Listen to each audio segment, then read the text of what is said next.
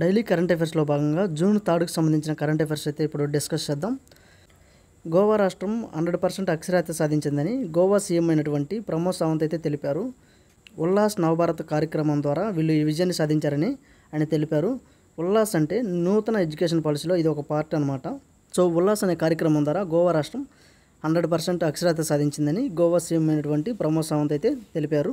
Next topic nomadic elephant military విన్యాసం. ఇది Bharat Mongolia మధ్య జరిగే సంయుక్త మిలిటరీ విన్యాసం అనమాట. ఈ సంవత్సరం జరిగేది 17th ఎడిషన్. ఫస్ట్ ఎడిషన్ వచ్చేసి 2004లో అయితే జరిగింది. ఈ సంవత్సరం ఈ విన్యాసాలు మంగోలియాలోని ఉలన్ బటర్ వేదికగా అయితే జరిగాయి. నెక్స్ట్ టాపిక్ ప్రపంచ పాల దినోత్సవం జూన్ 1న అయితే జరుపుకుంటాము. దీన్ని FAO అయితే నిర్వహిస్తుంది, food and agriculture organisation. Head quarter ఇటలీలోని రోమ్ నగరంలో అయితే ఉంది. దీనిని 1945లో అయితే స్థాపించారు. ఈ సంవత్సరం దీని యొక్క థీమ్ వచ్చేసి let's celebrate the power of dairy. ప్రపంచ పాల ఉత్పత్తిలో టాప్ 3 కంట్రీస్ని మనం చూసుకున్నట్లయితే ఫస్ట్ మన ఇండియా ఉంది టాప్ 1లో, టాప్ 2లో అమెరికా ఉంది, టాప్ 3లో అయితే చైనా ఉంది.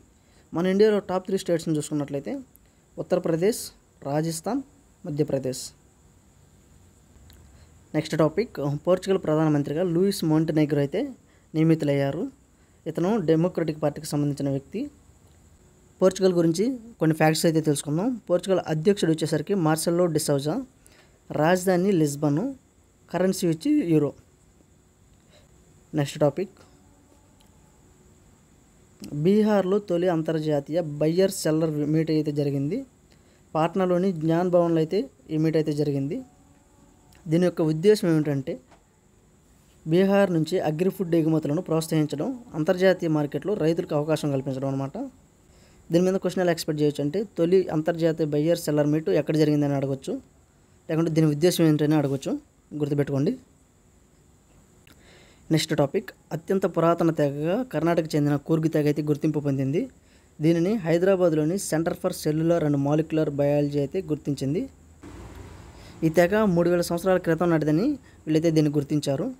నెక్స్ట్ టాపిక్ ఒక బుక్ అయితే న్యూస్లో ఉంది, Indira Gandhi and the years that transformed India. ఈ బుక్ని రచించింది Sriradha Raghavan.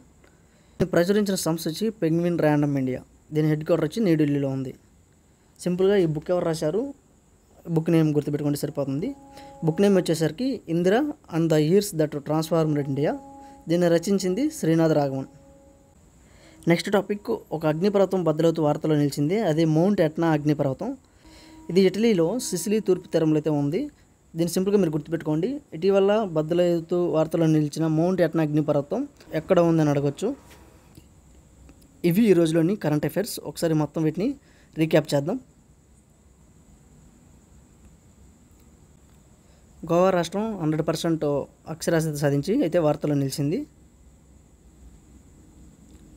Nomadic elephant military విన్యాసాలు భారత్ మంగోలియా మధ్య అయితే జరిగే మిలిటరీ విన్యాసాలు ఇవి. ఈ సంవత్సరం 17th ఎడిషన్ మంగోలియాలో అయితే జరిగింది. ప్రపంచ పాల దినోత్సవం జూన్ 1వ తేదీన అయితే జరుపుకుంటాము. దీన్ని FAO అయితే నిర్వహిస్తుంది. ఈ సంవత్సరం దీని యొక్క థీమ్ వచ్చేసి let's celebrate the power of the dairy.